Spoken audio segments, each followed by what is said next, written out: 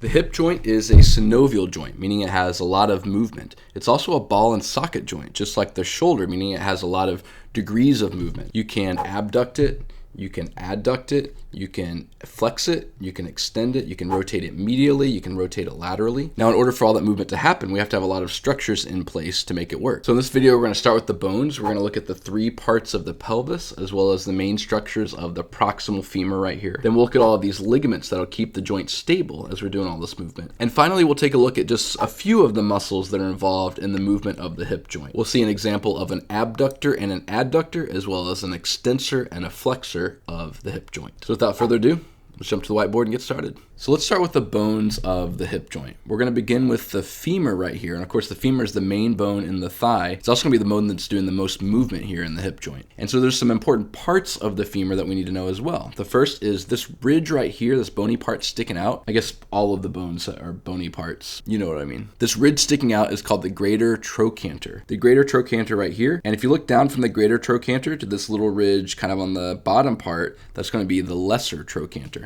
And you can see it here. So greater trochanter, lesser trochanter. Next, we have this part sticking out of the femur, which is going to be where it actually articulates with the pelvis. There's going to be two parts to that. First, we have the neck, and then we have the head of the femur. So there's our femur. We've got the greater trochanter ridge right there, the lesser trochanter ridge right there, and then of course the neck and then the head of the femur. Next, let's draw in the pelvis. Now, like I said before, the pelvis is going to have three distinct regions that we're going to label, and these are going to be really important when we label the ligaments as well. If we know the three parts of the femur, naming the main ligaments of this joint are going to be a lot easier for us later on. So this main superior part of the pelvis, all right in there, is going to be the ilium of the pelvis. And then the part that kind of sticks out in front in the pubic region of the body is going to be the pubis. Easy to remember. So we have the ilium right here.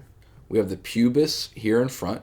And then this more posterior or back part is going to be called the ischium of the pelvis. When you're sitting down on a chair or something, a lot of your weight is going to be resting on the ischium of the pelvis. So those three regions, we have the ilium, we have the pubis on the anterior or front side, and then we have the ischium on the posterior or back side. There's one more important part of this that we need to label, which is called the acetabulum of the pelvis. You can't see it super well in the diagram, but the acetabulum is going to be the part of the pelvis that the head is actually articulating with. So if you imagine my fist as the head of the femur, the acetabulum will be this part of the pelvis where it's actually kind of stuck in there like that, and it's going to be moving around as we move our femur. So the head of the femur articulates with the acetabulum of the pelvis. Now those are the main two bones involved in the hip joint, but I'm going to draw on a couple more things as well.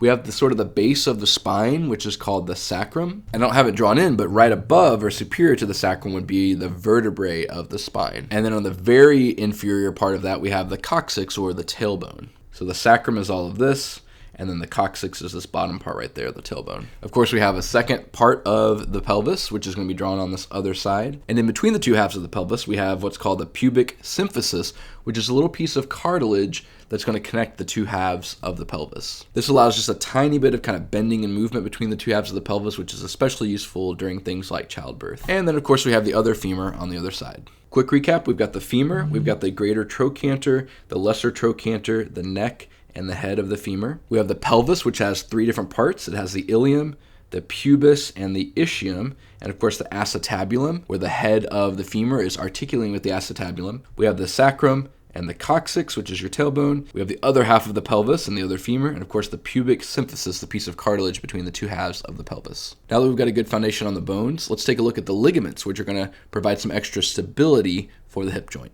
Now, since there's some ligaments on the anterior and the posterior side, I'm going to have two different diagrams right here. First is going to be the anterior view, which you see right here. And then on the other side, we have the posterior view, which is being drawn in right here. And of course, a quick plug for my anatomical directional terms video. If you don't know terms like anterior and posterior and want to learn those, I've got a video on that. Now, the hip joint is a synovial joint, like I said, so any synovial joint that has a lot of movement is going to have articular cartilage on both surfaces that are articulating. So in this case, we have articular cartilage surrounding the whole head of the femur. Now, why is it going to have to surround kind of the whole head of the femur? Well, the head of the femur is going to be moving around a lot. So there's lots of different parts of that head that can be up against the acetabulum at any given point in time. So there's articular cartilage on the head of the femur, and there's also articular cartilage on the acetabulum. We just can't see it with the way I've got it drawn right here. That articular cartilage is going to reduce the friction between the bones. And of course, when that articular cartilage breaks down, we have what's called osteoarthritis, or a breakdown of articular cartilage and then a breakdown of bone. Another characteristic of a synovial joint, there's going to be synovial fluid surrounding all of this, and that's going to be held in by a joint capsule. The synovial fluid, of course, is going to sort of lubricate the joint, another way to reduce the friction between the head of the femur and the acetabulum. So let's start to draw in that joint capsule, but before we draw it all in, there's actually a hidden ligament within the joint capsule that we need to talk about first. So let's cut away part of the pelvis right here so we can get a better view kind of the inside of this. This ligament is going to be called the ligament of the head of the femur. It's an apt name because it connects to the head of the femur. Also connects to the acetabulum in a couple spots. So you can see that right here. It's going to connect to the head of the femur. There's kind of a little notch right there that you can't see in the diagram.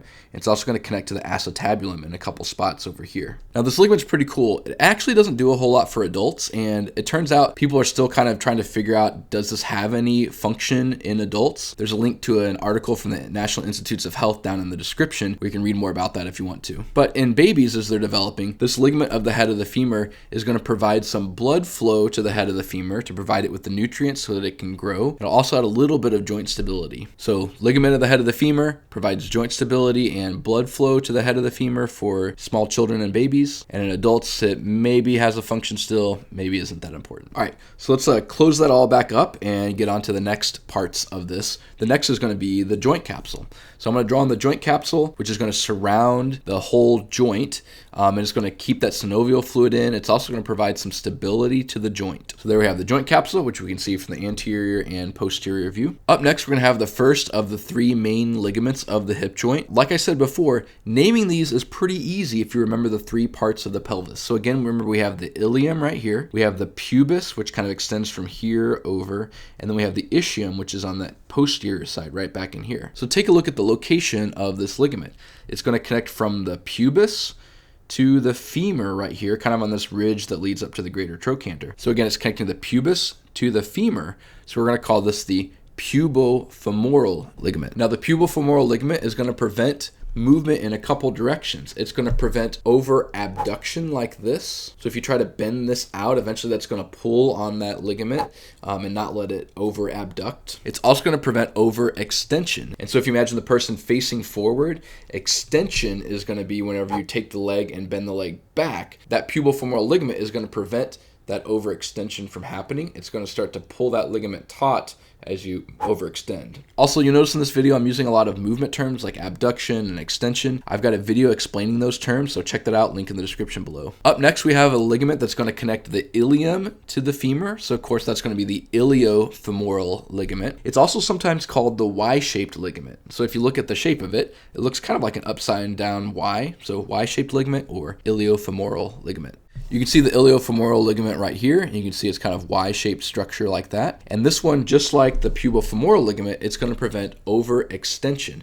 So if you have your leg like this and you're trying to bend your leg backward, it's going to prevent overextension backward on the leg. And then finally, process of elimination, you could probably guess what our last ligament is. It's going to be the one connecting the ischium to the femur. So of course, that's going to be the ischio-femoral ligament. This one's going to be on the posterior side. So if you notice, I'm drawing it in over here. And when I first started taking a look at this, I thought, well, it's on the posterior side. The other ones are on the anterior side, and they were preventing overextension. This probably prevents overflexion. But that's not the case. Take a real close look at the location and anatomy of it. So it's going to have an origin here on the ischium of the pelvis, and then it's going to extend out this way and sort of wrap around to the anterior side. And I'm going to draw it in on this other side so you can see it. This is the end of the ischio-femoral ligament. It's going to wrap under or deep to the iliofemoral ligament and insert somewhere in there in the femur. So that ischio-femoral ligament, just like the other two, is going to prevent overextension or hyperextension of the hip joint. So if you start to bend the hip too far back like this, that ligament that wraps around to the anterior or front side is going to prevent that from going back too far. Now, why don't we have any ligaments in the hip that prevent overflexion or extending forward of the hip joint? Well, I thought about this some, and think about your leg. You can bring your knee all the way up to your chest, so we don't really need anything to prevent overflexion of the leg. The rest of our body just kind of gets in the way and prevents our leg from going too far forward. All right, quick recap of all of that. It's a synovial joint, so we have articular cartilage on the acetabulum as well as the head of the femur. We have the ligament of the head of the femur, which is going to provide some blood flow and a little bit of stability for this joint, especially in babies and children. We've got the joint capsule that wraps around the whole joint. It's going to keep in the synovial fluid as well as providing some structure and stability to the joint. And then we have the pubofemoral ligament, the iliofemoral ligament, and then the ischiofemoral ligament. And you can remember all of those names if you remember the three parts of the pelvis: the ilium, the pubis, and the ischium. Now let's take a look at some examples of muscles that are going to move the hip joint. Now, like I said, this is by far not a comprehensive list of all of the muscles. I'm just going to show you 4 muscles that are going to be 4 examples of different types of movement of the hip joint. I'm going to show you an adductor and an abductor, as well as an extensor and a flexor of the hip joint. So let's start with this first one, which is going to be an example of an adductor. This is going to be the adductor brevis. And whenever I think of adduction, I think of adding it back in. So it's kind of like you've taken this, you've removed it, right, like this, and then you're going to add it back in. So that's adduction. You've got the leg out to the side, and you're bringing it back to the midline of the body. That's adduction. You're adding it back into the body. So here, the adductor brevis, my example muscle for this type of movement, has an origin here on the pubis, and it's going to have an insertion on the femur. So you can imagine when this muscle contracts, it's going to be pulling this bone toward the midline, or adducting the femur. Now for my example of abduction, I'm going to draw in the gluteus medius.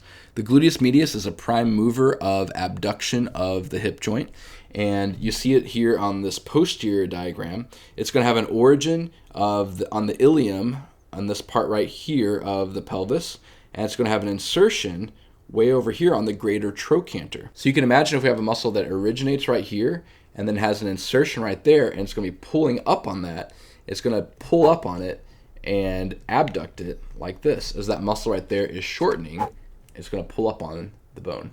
So we've got the adductor brevis as an example of adduction, and we have the gluteus medius as an example of abduction. Adduction is going to bring the bone toward the midline, and then abduction right here is going to take that bone and move it away from the midline. So now let's take a look at an example of a flexor and extensor. We'll start with the hip flexor. The main hip flexor is going to be the iliopsoas muscles. I'm drawing both of them in right here. It's really 2 muscles. We combine the names. It's the psoas muscle and the iliacus muscle. Combine those names to be the iliopsoas muscles. Here we have the iliacus, and then here we have the psoas muscle. Now those iliopsoas muscles have a couple origins. One's going to be the ilium of the pelvis, and then this muscle is going to have an origin on the spine. And the origin is down here on the anterior side of the femur. So when this muscle contracts, imagine that a muscle up here is going to contract, and connecting to it right here, it's going to pull that up like this. It's going to be bending the hip joint anteriorly or raising your leg forward whenever you contract the iliopsoas muscles. And of course, the opposite of that is going to be to extend or bring the leg back. And so we've got a muscle, one that you've probably heard of, which is the gluteus medius. That's going to be the prime mover of extension of the hip joint. The gluteus maximus is going to have an origin on the sacrum as well as part of the ilium, and it's going to wrap all the way down to the anterior side. I didn't draw that in, but it connects somewhere right in there for its insertion. And so you can imagine whenever this muscle contracts, it's going to be grabbing onto the anterior part of the femur and pulling it back or extending the hip joint. All right, quick recap of these muscles. We have the adductor brevis, which is an example of a hip adductor. We have the gluteus medius, an example of a hip abductor. Remember, abduction takes the leg away and adduction brings it back into the midline. We have the iliopsoas, which is going to be the main hip flexors, and that's going to bring the leg forward. And the gluteus maximus is going to be an example of a hip extensor, which is going to bring the leg back or posterior. All right, so at this point, we've covered the bones, the ligaments, and some example muscles and movement. Let's do a little bit of review. All right, here's a blank diagram of the bones. Take a minute, pause the video, and see if you can identify all the bones of the hip joint. We have the femur, the pelvis, the sacrum, the coccyx. We have the head of the femur, the neck, the greater trochanter, and the lesser trochanter of the femur. We've got the 3 parts of the pelvis, the ilium, the pubis, and the ischium. We've got the acetabulum of the pelvis, and we have the pubic symphysis, which is the cartilage between the 2 halves of the pelvis. Now take a moment, pause the video again, see if you can identify all the ligaments of the hip joint. We've got the joint capsule, we have the pubofemoral ligament, the iliofemoral ligament, and the ischiofemoral ligament. And don't forget, we also have the ligament of the head of the femur, which we can't see because it's inside the joint capsule. Hey everybody, thanks for watching. I've got videos on other joints as well, including the shoulder, the elbow, and the knee, and hopefully the wrist and the ankle joints eventually. And there's a lot more anatomy videos to come, so like and subscribe and all that. And tell me in the comments, what's your favorite joint?